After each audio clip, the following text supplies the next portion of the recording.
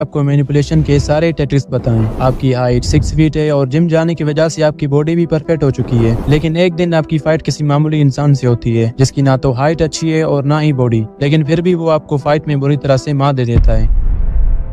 अब बुरी तरह से हारने के बाद आप डिप्रेस हो जाते हैं, लेकिन ऐसा क्यों हुआ? ऐसा इसलिए हुआ क्योंकि आपको सही से लड़ना ही नहीं आता। और अगर आप ये सोचते हैं कि जिम जाने से और बॉडी बना लेने से आप ताकतवर हो जाते हैं, तो मेरे दोस्त ये सिर्फ फालतू की बकवास है। बॉडी बना लेने से आपकी बॉडी सिर्फ शेप में आ सकती है, ना कि आपको लड़ने में हेल्प कर सकती है। लेकिन अगर आप बीच टाइप बॉडी बना लेते हैं तो सिचुएशन बदल सकती है, लेकिन ऐसी बॉडी बनाने में कई सालों लग जाते हैं। आपको स्टीरॉइड्स लेने पड़ते हैं और अपनी डाइट को भी बेहतर करना होता है। और अगर आपके जेनेटिक्स अच्छे नहीं निकलते तो आपकी सारी मेहनत जाया जाती है। अब आपका क्वेश्चन होगा कि सही से करते कैसे हैं? तो इसका सिंपल सा आंसर है मार्शल आर्ट सीखे। लेकिन मार्शल आर्ट कैसे करते हैं और हमारी बॉडी के हिसाब से हमारे लिए कौन सी मार्शल आर्ट परफेक्ट है जिन्हें हम कुछ हफ्तों में ही सीख सकते हैं? इन सब क्वेश्चंस का आंसर मैं आपको देने वाला हूं और आपको ऐसी मार्शल आर्ट्स बताने वाला हूं जिन्हें सीखने के बाद आप अपोनेंट्स को कुछ ही हिट्स में अनकॉन्शियस कर सकते हैं।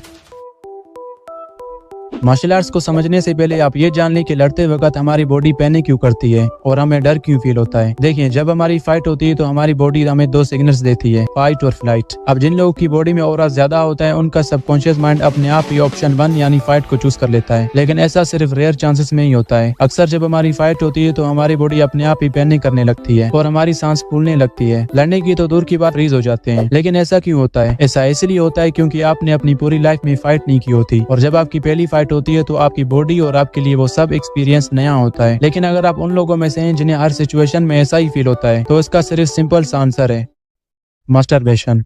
अब बात करते हैं मार्शल आर्ट्स की। देखिए, अराउंड द वर्ल्ड बहुत से मार्शल आर्ट अपनी यूनिक टेक्निक्स की वजह से फेमस हैं, लेकिन उन मार्शल आर्ट में कुछ ही मार्शल आर्ट ऐसे हैं जो कि बहुत ज्यादा पावरफुल भी हैं और उन्हें सीखना भी आसान है, जिन्हें दो कैटेगरीज में डिवाइड किया गया है। पहला उन लोगों के लिए जिनकी हाइट छोटी होती है और दूसरा उन लोगों के लिए जो कि टालर होते हैं। अब इन मार्शल आर्ट में से मैंने कुछ ही मार्शल आर्ट्स को पिक किया है जिन्हें सीखना भी आसान है और वो बहुत ज्यादा पावरफुल भी है।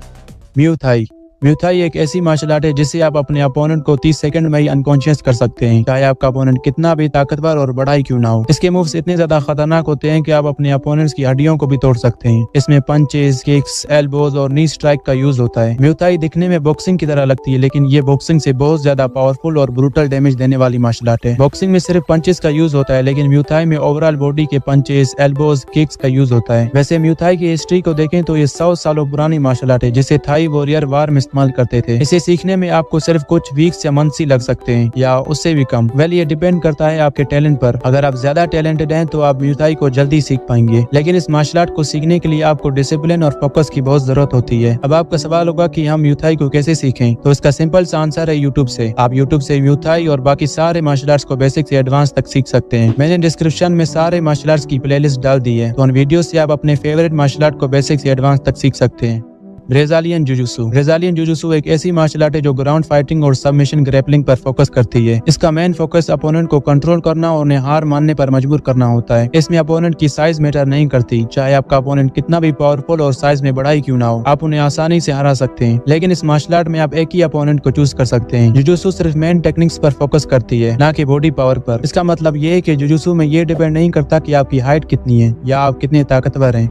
जूडो। जूडो एक जापानीज मार्शल आर्ट है जो 1882 में डेवलप की गई थी। इसमें आपको मेनली अपोनेंट की फोर्स को उसी के अगेंस्ट यूज करके उसे ग्राउंड पर पटकना होता है। सिंपल वे में कहूँ तो जूडो में आपको अपोनेंट की फोर्स को उन्हीं के अगेंस्ट यूज करना होता है। जूडो को सीखना बहुत ही आसान है और ये सेल्फ डिफेंस के लिए बहुत ज्यादा यूज होती है। अगर आपकी सिचुएशन ऐसी है जिसमें आप लड़ नहीं सकते या आप कमजोर दिल के हैं, तो आप जूडो सीख सकते हैं और अपना सेल्फ डिफेंस कर सकते हैं। आइकिडो एक ऐसी मार्शल आर्ट है जिसमें आपको अपोनेंट की फोर्स और उनकी मूवमेंट को उन्हीं के अगेंस्ट ब्लेंड करके उनकी एनर्जी को रिडायरेक्ट करना होता है। बेसिकली इसमें आपको अपोनेंट की जॉइंट्स को मैनिपुलेट करना होता है। जैसे ही आप अपोनेंट की जॉइंट्स को मैनिपुलेट करते हैं तो उनकी बोन्स में बहुत ज्यादा पेन जनरेट होता है, जिससे आप अपने अपोनेंट को किसी भी डायरेक्शन में फेंक सकते हैं या उनकी बोन्स को तोड़ भी सकते हैं। लेकिन आइकिडो को सीखना थोड़ा सा टफ है। अगर आप इसे सीख लेते हैं तो आपके सामने चाहे कितने भी ताकतवर और साइज में बड़े अपोनेंट्स क्यों ना आ जाए, आप उन्हें आसानी से हरा सकते हैं। और इसमें लोगों की क्वांटिटी यानी तादाद डिपेंड नहीं करती। बॉक्सिंग जहां दो अपोनेंट्स एक दूसरे को पंचेस करते हैं और जजेस के सामने अपनी स्किल्स को शो करते हैं। बॉक्सिंग फिजिकल स्ट्रेंथ, टेक्निक और स्ट्रेटेजी का कॉम्बिनेशन होता है। इसमें आपको सिर्फ पंचेस, किक्स करनी होती है, लेकिन इसका ये मतलब नहीं कि बॉक्सिंग को करना बहुत ही आसान है या आप उसे आसानी से सीख सकते हैं। बॉक्सिंग को करने के लिए आपको इंटेंस ट्रेनिंग करनी होती है और अपनी स्पीड को भी बढ़ाना पड़ता है। वेल, बॉक्सिंग पहले से ही फेमस है तो शायद आपको बॉक्सिंग के बारे में पहले से ही बहुत नॉलेज होगी कैसे कैसे करते हैं। अब बात करते हैं सबसे पावरफुल मार्शल आर्ट की, जिससे आप अपने अपोनेंट को 1 हिट से ही अनकॉन्शियस कर सकते हैं। सीखते हैं, जिसे मेनली छोटी हाइट वालों के लिए बनाया गया है। कैपोईरा कैपोईरा एक ब्राजीलियन मार्शल आर्ट है जिसमें आपको हाथों के बल सपोर्ट लेते हुए बॉडी को फ्लिप करना होता है। ये बिल्कुल टेकन 3 के कैरेक्टर की तरह है। कैपोईरा की सबसे ज्यादा पावरफुल लो स्वीपिंग किक अपोनेंट को नॉकडाउन करने के लिए यूज होती है। और हाँ, कैपोईरा सब मार्शल आर्ट से कई गुना ज्यादा पावरफुल मार्शल आर्ट है। अगर आप कैपोईरा सीख गए तो आपके सामने चाहे कितने भी अपोनेंट्स आ जाएं, आप उन सबको हरा देंगे।